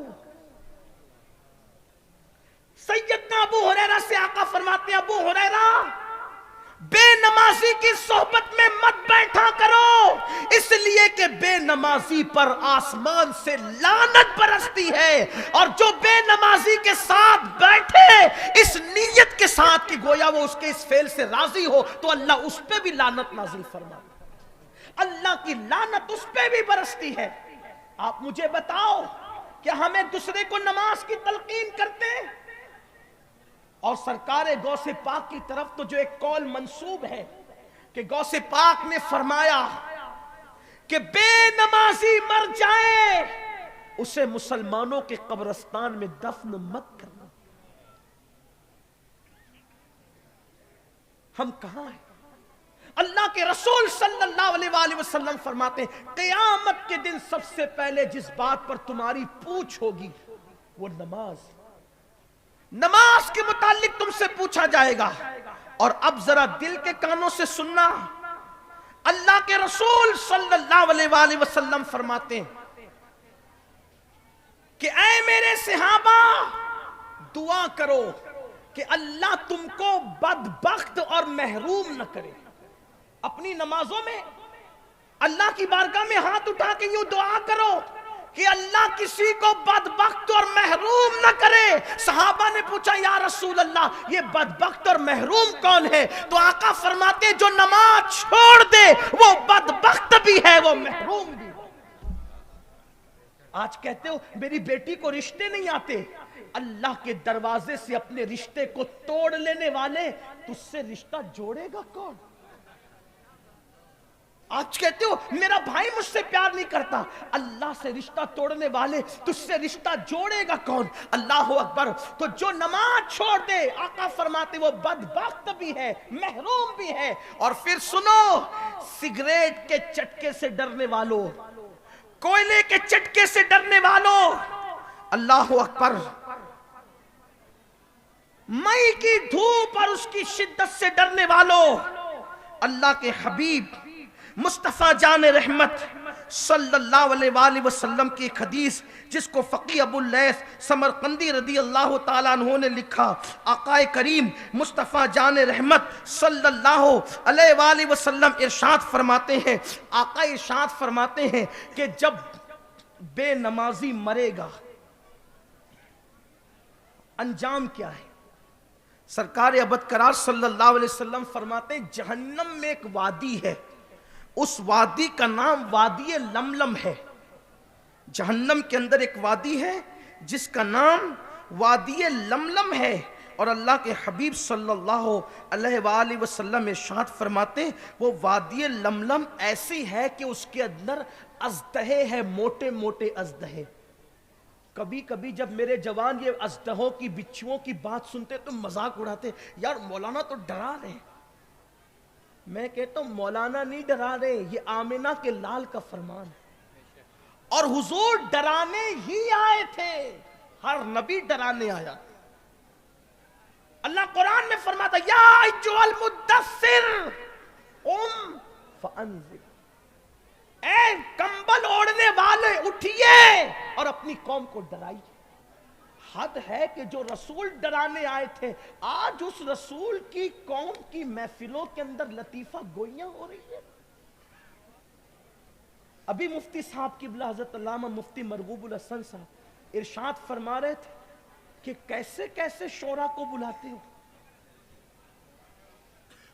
جس کا تعلق صاحب مدحت سے اتنا کمزور ہو جائے کہ وہ گاندھی کے عوض حضور کی مدحت کرے تو وہ تمہارا تعلق حضور سے کیا جوڑ سکتا؟ تعلق تو وہی جوڑے گا جس کا رشتہ خود ان سے پہلے مضبوط ہے۔ ہاں، اور ہمارے یہاں تو نعت کہنے اور سننے میں فکر رضا کے حوالے سے احتیاط اتنی ہے کہ امام اہل سنت فرماتے میں سب کا کلام نہیں سنتا، میں تو صرف دو ہی شعراء کا کلام سنتا ہوں۔ ایک تو میرے چھوٹے بھائی استاد زمان مولانا حسن بریلوی کا کلام سنتا ہوں، اور دوسرا حضرت کافی مراد آبادی کا کلام سنتا ہوں۔ ہم اتنے محتاط نہیں ہو سکتے، کم سے کم کچھ تو ہوں، وہ اعلیٰ حضرت تھے جناب، آپ حضرت آپ تو کچھ محتاط ہو جائے۔ منبر رسول پر منہ میں گٹکا بھر کر کے نعت پڑھی جا رہی، جبکہ کہنے والے کہہ رہے 1000 بار بشویم دہن ز مشک گلاب ہنوز ناو تو گفتن کمال بے ادبیست. ہم کہاں ہیں؟ امام اہل سنت کہتے ہیں میں اب دو لوگوں کو سنتا ہوں، ایک تو میرے بھائی استاد زمان، اور استاد زمان کا کیا کہنا، کہتے ہیں مرادیں مل رہی ہے، شاد شاد ان کا سوالی ہے، لبوں پر التجا ہے، ہاتھ میں روزے کی جالی ہے، تیری سیرت تیری صورت زمانے سے نرالی ہے، تیری ہر ہر ادا پیارے دلیل بے مثالی ہے. جس کا رشتہ جڑا ہوگا اس سے سنو گے تو تمہارا بھی جڑ جائے گا. میں نے سوچا کہ کافی کی کیوں سنتے تھے، کافی کی کیوں سنتے تھے، حالانکہ وہ کافی بہت کافی تھے. آزادی حریت، مجاہد حریت، مجاہد حریت، آزادی کا وہ عظیم مجاہد جس نے مراد آباد کی جیل کے قریب پھانسی کا پھندا چوم کر قبول کیا. دیکھو وہ نعت گو کیسے لوگ تھے. جب انگریزوں کی طرف سے پوچھا گیا، ان کے سیرت نگار لکھتے ہیں انگریزوں کی طرف سے پوچھا گیا کہ دنیا کا دستور ہے مرنے والوں سے پوچھا جاتا ہے، جب کسی کو پھانسی دی جاتی ہے مارا جاتا ہے، بتا تیری آخری خواہش کیا ہے؟ تو کافی حضرت سید کفایت علی کافی مراد آبادی، کافی سے پوچھا کافی ہر مرنے والے کی آخری خواہش پوچھی جاتی، تیری بھی کوئی آخری خواہش ہے؟ تو کافی کہتے ہیں آخری خواہش یہی ہے کہ پوری زندگی نبی کی مدحت کرتا رہا، دنیا سے جاتے جاتے بھی ایک تازہ نعت لکھ کر کے جاؤں. دنیا سے یہ اس شاخ ہے، یہ اس شاخ جو ہم سے پوچھے کہ ایک رات کا کتنا دو گے. ان کو عاشقان رسول، کچھ لوگ مجھ سے ناراض اسی لیے، اپنے بھی خفا مجھ سے ہیں بیگانے بھی ناخوش، میں زیر حل کو کبھی کہہ نہ سکا کن، لیکن ہوتے رہے ہمیں کسی سے کیا غرض، ہمیں کسی سے کیا غرض، ہمارے لیے تو مدینے والا کافی ہے. لیکن سنیوں کو احساس ہونا چاہیے محفلوں کو ہیٹ کرنے کے لیے نہ بلایا کرو، ان کو بلاؤ جن کا تعلق مصطفیٰ جان رحمت سے مضبوط ہے. اس لیے کہ وہاں سر نہیں دیکھے جاتے، وہاں چہرے نہیں دیکھے جاتے، وہاں تو دلوں کی کیفیت دیکھی جاتی. اپنا مزاج بدلو، اپنا انداز بدلو. عرض کر رہا تھا حضرت کافی سے آخری خواہش کیا ہے؟ کہ نعت لکھوں گا. پوچھو شعرا موجود ہیں، اہل علم موجود ہے. نیا کلام لکھنے کے لیے ذہن کو پرسکون ہونا چاہیے، خیالات پرسکون ہونا چاہیے. اگر ڈھول کی آواز بھی آتی ہے تو نیا کلام ترتیب نہیں پاتا. اور حیرت عشق کس منزل پر تھا کافی مراد آبادی کا کہ سامنے پھانسی کا پھندا ہے اور کہتے نہیں نعت لکھنا ہے. بچوں کا کھیل ہے کوئی نیا کلام لکھنا؟ پھانسی کے پھندے اوسان خطا ہو جاتے ہیں لوگوں کے. لیکن کافی نے آخری مرتبہ جو کلام لکھا، ادبی ساری رانائیاں بھی موجود ہے اور عشق کو معراج بھی نصیب ہو رہی ہے. عشق اور ادب دونوں ایک دوسرے سے گلے ملتے نظر آتے ہیں. اور کیا خوبصورت کلام لکھا. مجھے ایسا لگتا ہے کہ جیسے کافی کے پورے دیوان پر یہ کلام غالب آ گیا.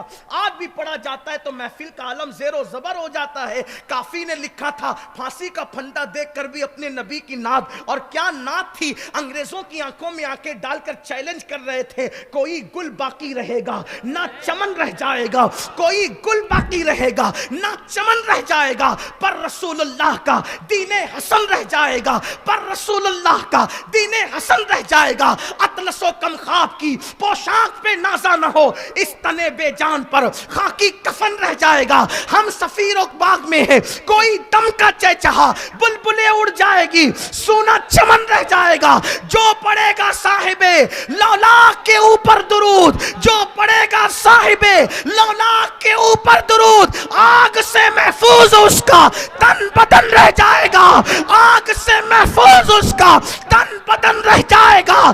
شان نام شاہانے زمان مٹ جائیں گے لیکن یہاں نام شاہانے جہاں مٹ جائیں گے لیکن یہاں حشر تک نام و نشانے پنجتن رہ جائے گا، حشر تک نام و نشانے پنجتن رہ جائے گا۔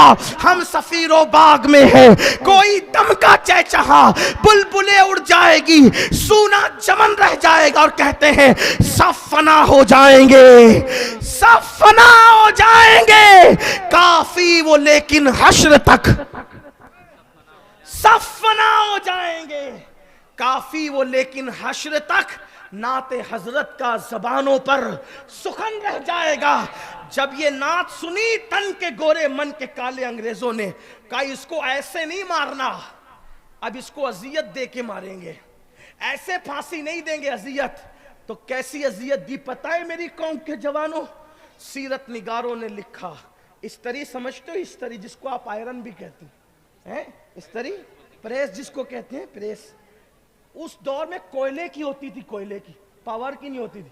کوئلے دہکا کر استری میں ڈالے گئے اور کافی کے جسم پر وہ گرم گرم استری پھرائی گئی۔ ایسے چیلنج کرو گے؟ عشق اتنا آسان نہیں ہے، داڑھی منڈا کر گٹروں میں پھینکو بھی اور عاشق بھی بن جاؤ، کانوں میں ایئر فون لگا کر گانے بھی سنو اور عاشق رسول بھی بن جاؤ، مسجدوں کو ویران بھی کرو اور عاشق رسول بھی بن جاؤ۔ جس قوم کو 24 گھنٹے میں ایک مرتبہ نام محمد لینے کی فرصت نہیں، وہ قوم بھی عاشق رسول ہوگی؟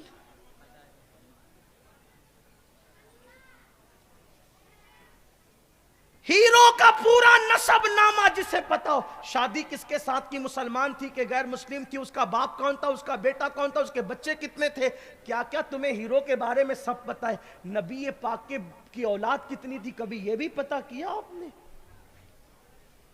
ناموس رسالت کو تحفظ ہم فراہم کریں گے جن کو رسول اللہ کی اولاد کے نام تک نہیں پتا ہو، جن کو حضور علیہ السلام کی ازواج پاک کے نام تک نہیں پتا ہو، صرف نعرے نعرے نعرے، کیا ہو رہا ہے؟ یقیناً عشق تمہارے پاس ہے، لیکن عشق کرنے کا سلیقہ تو سیکھ لو، عشق کرنے کا طریقہ تو سیکھ لو۔ حضرت کافی کے بدن پر جب استری پھیری گئی تو کافی نے عالم بیداری میں رسول اللہ کا دیدار کیا۔ یہ تھے مضبوط رشتے والے لوگ، یہ تھے نسبت والے، عالم بیداری میں دیدار کیا۔ تو دیدار کرنے کے بعد روتے کہا یا رسول اللہ میں نے دیر کر دی، اگر مجھے پہلے پتا ہوتا نا کہ جسم پہ استری پھروا کر آپ نظر آتے ہیں تو میں اتنی دیر نہیں کرتا، اس سے پہلے استری پھروا چکا ہوتا تاکہ آپ کا جلوہ جہارا نظر آ جائے۔ یہ ہے میرے امام کہتے جان تو جاتے ہی جائے گی قیامت میں۔ جان کی حیثیت کیا ہے؟ جن کی نسبتیں مضبوط تھی انہوں نے کہا جان تو جاتے ہی جائے گی قیامت، یہ ہے اب یہاں مرنے پہ ٹھہرا ہے نظارہ تیرا۔ جان دے دو وعدے دیدار پر، نقد اپنا دام ہو ہی جائے۔ عشق والوں کی بولی یہ، ہم کہاں جا رہے ہیں؟ تو عرض یہ کر رہا تھا کہ وادی لملم ہے جہنم کے اندر، جہنم میں ایک وادی ہے اور اس میں موٹے موٹے بچھو ہیں۔ میں فقی ابو اللیث سمرقندی رحمت اللہ علیہ کے حوالے سے پڑھ رہا ہوں آپ کے سامنے کہ اس میں بچھوؤں کا موٹا پن جو آپ نے بتایا حدیث کے حوالے سے، فرمایا جیسے اونٹ موٹے ہوتے نا اونٹ، ویسے اس لملم وادی کے اندر، اس لملم وادی کے اندر اللہ اکبر اونٹ کے گردنوں کی موٹائی کی طرح موٹے موٹے بچھو، اور ان کی لمبائی 1 مہینے کی مسافت، یعنی 1 مہینے کی لمبائی میں تیز رفتار گھوڑا جو جتنا دوڑا سکتا ہے، آقا کریم صلی اللہ علیہ وسلم فرماتے ہیں اتنے لمبے لمبے 1 مہینے کی مسافت والے لمبے بچھو ہوں گے۔ اور آقا کریم صلی اللہ علیہ وسلم فرماتے ہیں کہ اگر وہ بچھو 1 مرتبہ کسی کو ڈنک مارے تو 70 سال تک کے اس کے جسم کے اندر وہ زہر گھومتا رہے گا۔ ہے طاقت؟ حضور کے کہنے پہ اللہ کو ایک مانا ہے اور بالکل مانا ہے، الحمدللہ۔ انہی کے کہنے پہ قرآن کو اللہ کی کتاب اور آخری کتاب مانا ہے، تو وہ فرما رہے بے نمازی کو ایسے بچھو ڈسیں گے۔ اے میری قوم کے جوانوں، جو چیل کووں سے ڈرتے، چپکلی اور چوہے سے ڈرتے ہو، ایسے موٹے موٹے بچھو جب نماز چھوڑنے کی وجہ سے ڈنک ماریں گے اس نازک جسم پر، کتنا نازک ہے یہ جسم، ٹھوکر لگ جائے تو پورا دن بے چینی میں گزرتا ہے، چٹکا لگ جائے تو پورا دن بے قراری میں گزرتا ہے۔ اے میرے جوان، اپنے حال پہ رحم کر میرے بھائی، اے ادری کے مسلمانوں، آس پاس سے آنے والوں، ارد گرد سے آنے والوں، گردا گرد سے آنے والوں، ادھر ادھر سے آنے والوں، گرد نواح سے آنے والوں، کیا مجھے بتاؤ اپنی اس ننھی سی، اس اپنی خوبصورت سی، اس اپنی اچھوتی سی جوانی پر نارحم تو کر لو۔ کیا ہمارا یہ چھوٹا سا ننھا سا وجود جو پتھر اللہ کے عذاب برداشت نہ کر سکے، پہاڑ اللہ کا عذاب برداشت نہ کر سکا، تو کیا ہمارا یہ نازک سا جسم اللہ کا عذاب برداشت کر سکے گا؟ اور وہ موٹے موٹے بچھوؤں کے ڈنک جو 70 سال تک کے تڑپائیں گے، کیا ہم برداشت کر سکیں گے؟ اسی پر میرے آقا نے بس نہیں فرمایا، غیب دا نبی صادق و مصدوق مصطفیٰ جان رحمت صلی اللہ علیہ وسلم فرماتے ہیں، اور تھوڑی سی توجہ میں اپنی بہنوں کی بھی چاہتا ہوں، میری مائیں اور بہنیں بھی یہاں موجود ہیں، ہزاروں کی تعداد میں موجود ہے۔ میری بہن، تجھے تو روٹیوں پکانے کے لیے وقت مل گیا نا، تجھے تو برتن دھلنے کے لیے وقت مل گیا نا، تجھے تو کپڑے دھلنے کے لیے وقت تو مل گیا، یقیناً تم اچھا کام کر رہی ہو۔ جو عورت گھر کا کام کرے، اللہ کے رسول علیہ السلام فرماتے ہیں اللہ اس عورت کو جہاد میں شرکت کرنے کا ثواب دیتا ہے، اچھا کام کر رہی ہو۔ لیکن میری بہن، جس شوہر کو گرم روٹیاں پکا کر تو دے رہی ہے نا نماز کے وقت میں، اور نماز نہیں پڑھتی، سن لے، جس دن تیری موت آئے گی اور تیری روح کا رشتہ تیرے جسم سے ٹوٹ جائے گا، یہ شوہر تیرا نہ رہ جائے گا، تجھے منو مٹی کے نیچے دبا دیا جائے گا۔ یاد رکھنا میری بہن، جب اللہ کی عبادت کا وقت آ جایا کرے تو تو سب کو چھوڑ دیا کر اور اللہ کی عبادت کے لیے کھڑی ہو جایا کر۔ اللہ اکبر۔ آج عورتیں بھی کہتی ہیں مولانا ٹائم نہیں ملتا ہم کو، دو عورتیں جمع ہو جائیں تیسرے کی غیبت لے کر کے تم بیٹھ جاتی ہو۔ میری بہن، تمہیں غیبت کے لیے ٹائم ہے، ادھر کی ادھر لگانے کے لیے ٹائم ہے، اور تمہیں سیریل اور فلم کے لیے ٹائم۔ میں نے ایک جگہ پر کہا تو علماء نے بہت دعائیں دی، میں نے کہا ایک دور وہ تھا کہ جب ماں باپ مر جاتے تھے تو بچے یتیم ہو جاتے تھے، آج تو ماں باپ کی موجودگی میں بھی بچے یتیم ہو گئے۔ لوگوں نے کہا وہ کیسے؟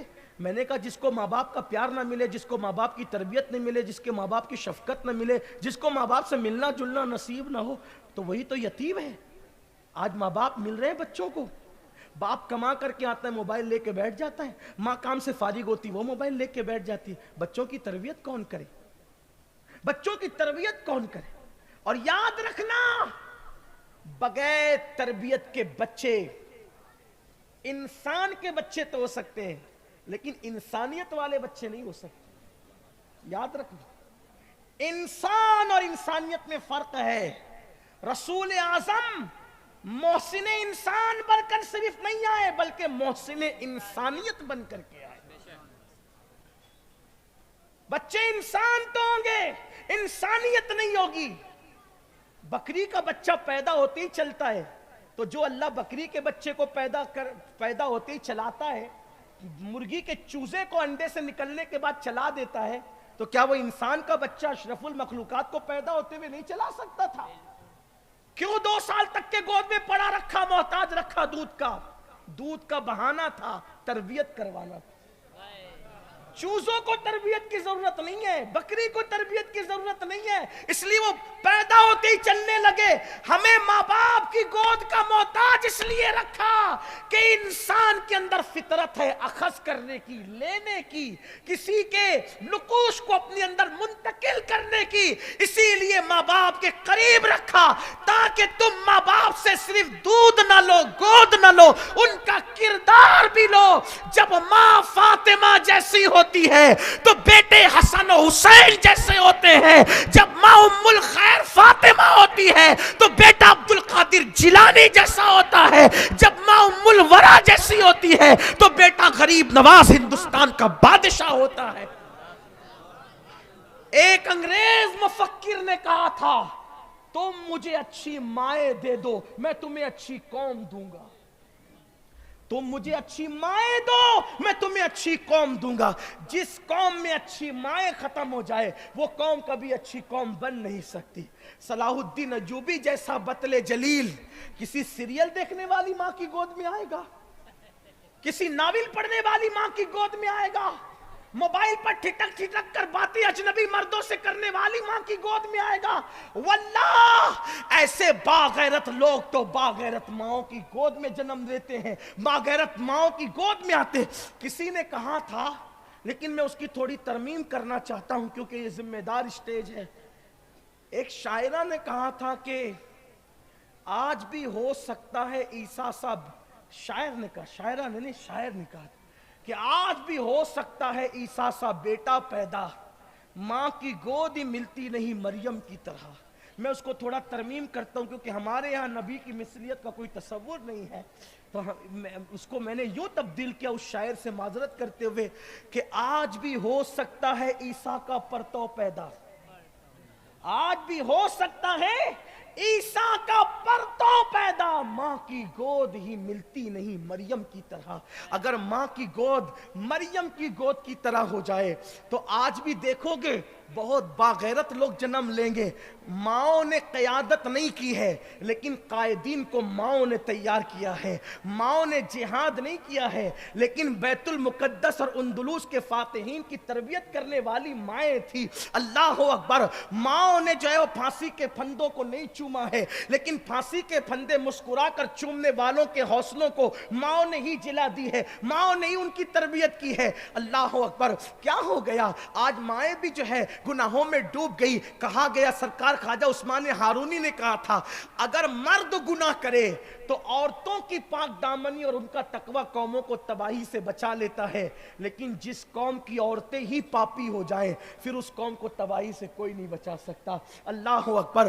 آج کیا ہو رہا ہے؟ قوم کی بیٹیوں کا کیا حال ہے؟ سب کی بیٹیاں ایسی نہیں یا سب بیٹیاں ایسی نہیں مجھے معلوم ہے، لیکن اللہ اکبر، کسی کے بھاگنے کی خبر اخبار میں چھپ رہی ہے، کسی کے بھاگنے کی خبر یوٹیوب پر نشر ہو رہی ہے، کسی کے بارے میں ڈیبیٹ چل رہی ہے کہ وہ اسلام سے باغی ہو گئی۔ مسلمانوں کیا ہو رہا ہے؟ اپنے حال پہ رحم کرو، آؤ پلٹو۔ بس اپنی گفتگو سمیٹتے ہوئے اپنی بات مکمل کر لوں۔ میرے پیارے آقا علیہ الصلوۃ والتسلیم کے پیارے دیوانوں، اللہ اکبر، اپنی بہنوں سے بھی کہتا ہوں، آپ سے بھی کہتا ہوں، یہ حدیث پڑھ کر ایک روایت بیان کر کے بات میں مکمل کر لوں گا۔ اللہ اکبر۔ میرے آقا علیہ السلام فرماتے ہیں کہ جب وہ موٹے موٹے بچھو جب کسی بے نمازی کو ڈسیں گے تو 70 سال تک کے زہر اس کے جسم کے اندر جو ہے وہ اس کو اذیت دیتا رہے گا، اس کو تکلیف پہنچاتا رہے گا۔ اسی پر بس نہیں، میرے کریم آقا غیب داں نبی صلی اللہ علیہ وسلم ارشاد فرماتے ہیں، اس زہر کی وجہ سے اس کا گوشت تو جھڑ کر کے گر جائے گا،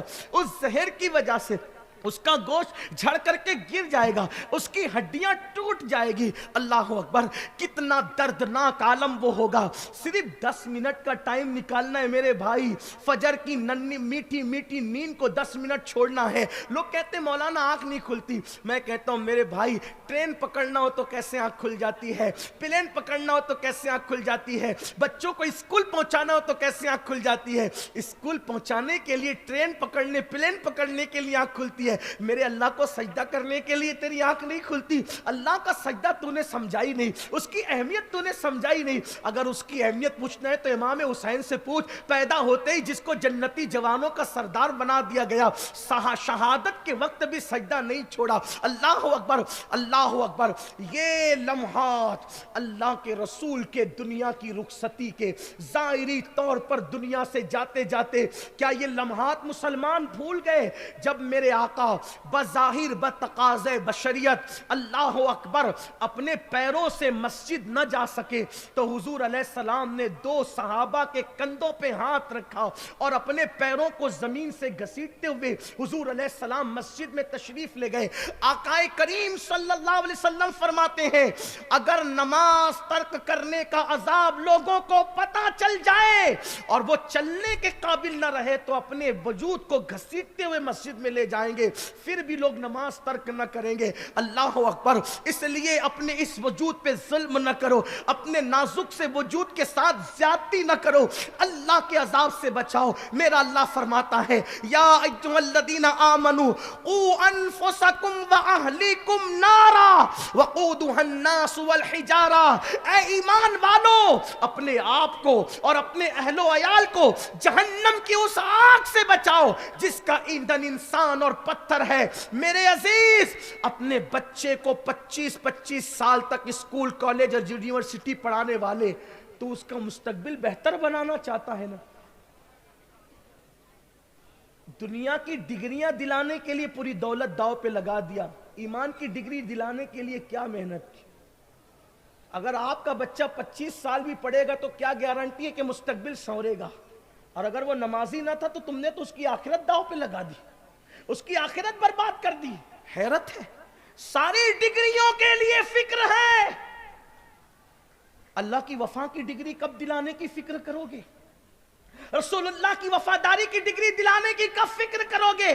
اور نماز کے بغیر وفائے رسول کی ڈگری محال ہے, نہیں ہو سکتی, نہیں ہو سکتی. اس لیے اپنے بچوں کو بھی نمازی بناؤ, خود لے جاؤ مسجد تک. اور سنو روایت پوری. جب جسم گل جائے گا, گوشت جھڑ جائے گا زہر کی وجہ سے, ہڈیاں ٹوٹ جائے گی, تو اللہ کے حبیب علیہ الصلوۃ والتسلیم فرماتے ہیں کہ پھر اسی وادی کے اندر ایک اور وادی ہے جس کا نام جب الحزن ہے. ایک کنواں ہے, کنواں. جب کہتے ہیں کنویں کو, اور حزن مطلب غم, غم کا کنواں. جب الحزن ایک کنواں ہے جہنم کے اندر, پانی کا کنواں نہیں, آگ کا کنواں ہے, آگ کا. اور اللہ کے حبیب علیہ السلام فرماتے ہیں اس میں کھچر کی طرح بچھو رہتے ہیں, کھچر کی طرح, اور اس کے 70 منہ ہے, اس بچھو کے 70 منہ, اور ہر منہ کے اندر 70 ڈنک ہے, ہر منہ کے اندر 70 ڈنک ہے. اگر یہ بات کوئی لیڈر کہتا, معاذ اللہ سیاسی لیڈر, تو لوگ ہنس کے اڑا دیتے. کوئی مولوی صاحب صرف کہتے تو کہتے مولانا کا تو کام یہ ہے, لوگ یہ کہتے نا. لیکن مولا فرما رہے, مصطفیٰ جان رحمت فرما. اور علماء سے پوچھو فقیہ ابو اللہ سمرقندی کون سی ہستی کا نام ہے, کتنے بڑے عالم اور کتنے بڑے فقیہ کا نام ہے. انہوں نے یہ روایت کو لکھا, اللہ اکبر, کہ جب الحزن میں اس کنویں کے اندر جو بچھو ہے کھچر کی طرح, اور ان کے 70 منہ ہیں, اور ہر منہ میں 70 ڈنک ہے. اور جب وہ اس کو ڈنک مارے گی بے نمازی کو, تو اللہ کے رسول علیہ السلام فرماتے ہیں اس زہر کی حرارت کو وہ 1000 سال تک محسوس کرے, 1000 سال تک. اس لیے اللہ کے بندو, میں آپ کی منت کرتا ہوں, آپ کی سے گزارش کرتا ہوں, ہاتھ جوڑ کر اپنے آپ پہ رحم کرو, اپنے آپ پہ رحم کرو, اپنے آپ کو جہنم کا ایندھن مت بناؤ. اللہ کی بارگاہ میں سچی توبہ کر لو, رب کی بارگاہ میں پلٹ آؤ.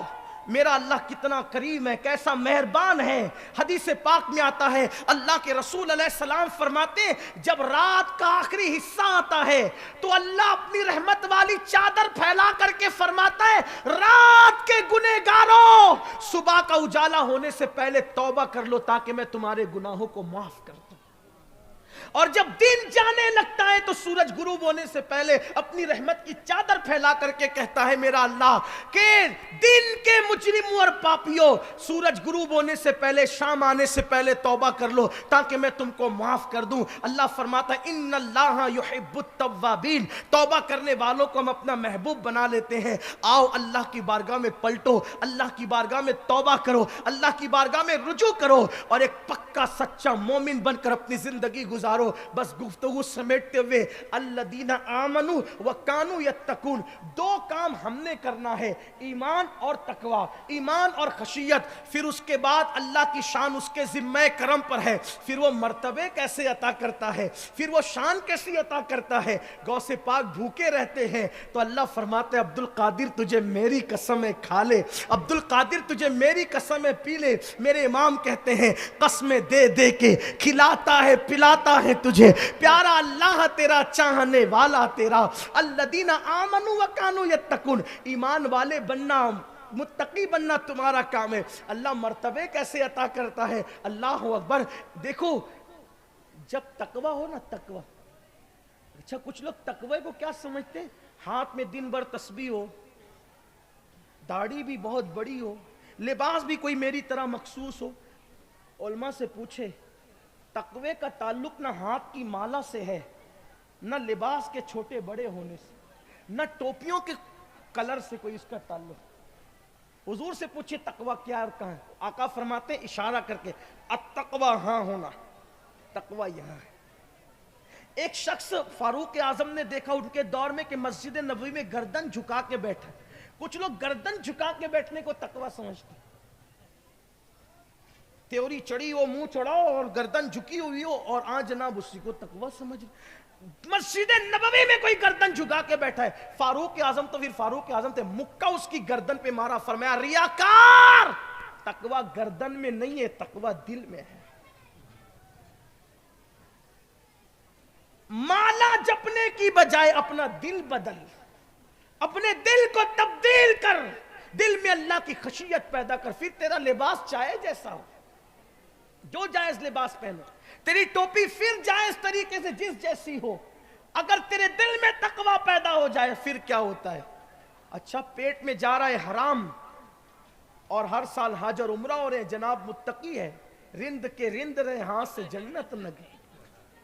جس کے پیٹ میں حرام ہے اس کا حج کیسا، جس کے پیٹ میں حرام ہے اس کے عمرہ کیسے، جس کے پیٹ میں حرام ہے اس کی نماز کیسی۔ جو لقمہ حرام کھائے گا اللہ 40 دن تک نہ اس کی دعا قبول کرتا ہے، نہ اس کی نمازیں، نہ اس کی عبادتیں قبول کرتا۔ غوث پاک سے کسی نے پوچھا آپ کی ترقی کا راز کیا ہے، غوث پاک سے کسی نے پوچھا آپ کی فرمایا 2 چیزیں جس میں ہم بہت کمزور ہیں۔ کون سی 2 چیزیں ترقی کا راز ہے غوث پاک کی؟ صدق مقال، عقل حلال، میں سچ بولتا رہا، حلال کھاتا رہا، یہ مقام مل گیا۔ کون سا مقام؟ ایک ولی کی ولایت چھن گئی، توجہ کرنا بات مکمل ہوتی ہے۔ غوث پاک کیا مقام ملتا ہے اللہ کے بندوں کو، محبوب بندوں کو، مقبول بندوں کو۔ آپ متقی بن جائیں ایمان والے کے ساتھ، جنت بہت سستی ہے۔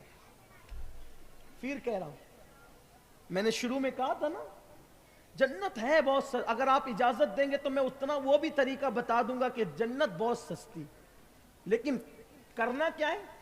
مومن اور متقی بن جاؤ تو جنت ہے بہت سستی، بلکہ جنت تمہاری مشتاق ہوگی۔ کوئی مومن تو بنے، کوئی مومن تو بنے۔ وقت زیادہ ہوا، میں غوث پاک کے حوالے سے بات پڑھ کے بات مکمل کرنے لگا ہوں۔ ایک ولی کی ولایت چھن گئی، 70 اولیاء نے دعا کی، نہیں ملی۔ لوگوں نے کہا شیخ عبد القادر جیلانی غوث پاک کے پاس جاؤ۔ جب غوث پاک کے پاس گئے تو انہوں نے دعا کی اللہ اس کی ولایت واپس کر دے۔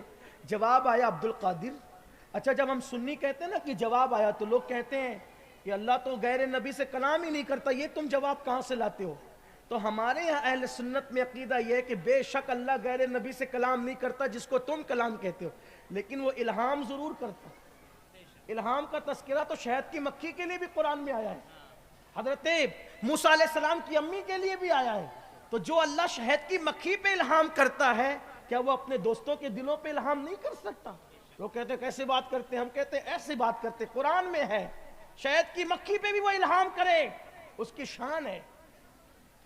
تو جواب آیا عبد القادر، 70 ولیوں نے مل کے دعا کی، ہم نے قبول نہیں کی، رد کر دیا، شان بے نیازی ہے، تیری اکیلے کی قبول کر لیں۔ تو دیکھو ناز بندگی یوں بولتا ہے جب کوئی متقی ہوتا ہے، عرض کرتے مولا جب تو نے قبول نہیں کرنی تھی تو مجھے توفیق کیوں دی؟ جب تو نے قبول نہیں کرنی تھی تو مجھے توفیق کیوں دی؟ اور جب تو نے مجھے توفیق دی ہے تو پھر قبول فرما۔ ارشاد ہوا عبد القادر تیری یہی ادائیں تو ہمیں پیاری ہے، جہاں ہم نے اس کو ولایت عطا کی۔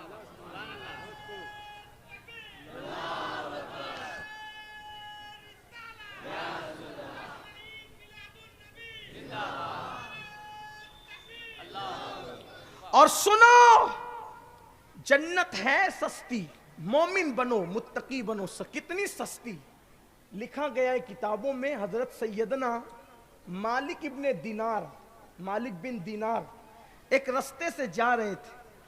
دیکھا کہ کچھ خوبصورت لڑکیاں کنویں پہ نہا کر کے کسی طرف جا رہی. ان لڑکیوں میں ایک لڑکی تھی بڑی خوبصورت جس کی طرف دل کھینچے لوگوں کا. اس لڑکی کے قریب مالک بن دینار گئے. کہا تو کون ہے؟ کہا مجھے نہیں جانتا, میں بادشاہ کی سب سے پسندیدہ کنیز ہوں, اور کنیز ہو کر بادشاہ کے یہاں میرا مقام یہ ہے. توجہ کر, بادشاہ کے یہاں میرا مقام یہ ہے کہ سینکڑوں کنیزوں کو میری کنیز بنا کر کے رکھا ہے, کنیز ہونے کے باوجود. تو حضرت مالک بن دینار اللہ والے تھے. اللہ والوں کے یہاں دنیا بہت حقیر ہے. اور فرمایا کہ کیا تیرا مالک مجھے بیچ دے گا تجھے؟ وہ بیچے گا تجھے؟ میں خریدنا چاہتا ہوں. اس نے گردن کو جھرجھری دی پورے گھمنڈ کے ساتھ اور کہا تو خریدے گا تو چل بات کر میرے مالک سے, میرے بادشاہ سے. اب وہ اللہ والے تھے, لا خوف علیہم ولا ہم یحزنون. گئے بادشاہ کے پاس. کنیز نے کہا دیکھو یہ کیا کہتا ہے. وہ پہچان گیا مالک بن دینار. کہا حضرت کیا بات ہے؟ کہا بیچو گے اس کو؟ آپ خریدیں گے حضرت؟ ہاں. کتنے میں بیچو گے؟ حضرت میں کیا قیمت لگاؤں, آپ ہی لگائیں. فرمایا 2 کھجور لے, چھوارے, سوکھے چھوارے لے اور اس کو دے دے. حضرت اتنی سستی؟ فرمایا اس میں سستی کی کیا بات ہے, میں تو مہنگی لے رہا ہوں 2 چھوارے دے کر. کہا کیوں اتنی خوبصورت؟ کہا بیٹے اس میں عیب ہے, عیب, بڑے عیب ہے اس میں. کہا حضرت اس میں کیا عیب ہے؟ فرمایا دیکھ اس کے عیب گناتا ہوں. اگر یہ غسل نہ کرے تو اس کے جسم سے ایسی بدبو آئے کہ تو قریب نہ بیٹھ سکے. نیند سے اٹھ کے منہ صاف نہ کرے تو منہ سے اتنی بدبو آئے کہ تو بات نہ کر سکے. ٹھیک.